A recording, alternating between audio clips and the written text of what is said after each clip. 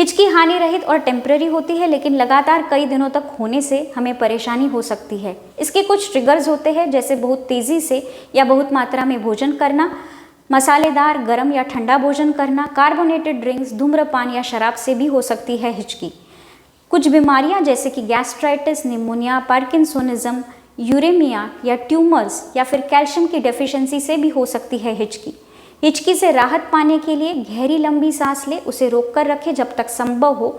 इससे हमारे diaphragm reset होने में मदद मिलती है। एक गिलास ठंडा पानी या फिर दानेदार चीनी के सेवन से वेगस नर्व स्टिमुलेट होती है और उससे हमें हिचकी से राहत मिल सकती है। प्राणिक हीलिंग से संबंधित ऊर्जा केंद्र को या चक्रास को क्लीन और एनर्जाइज करने से हम हिचकी को मैनेज और प्रिवेंट कर सकते हैं। अगर हिचकी कई दिनों तक दूसरे लक्षणों के साथ बनी रहती है तो मेडिकल ट्रीटमेंट भी ज़रूरी है। इस वीडियो को लाइक और शेयर ज़रूर कीजिए।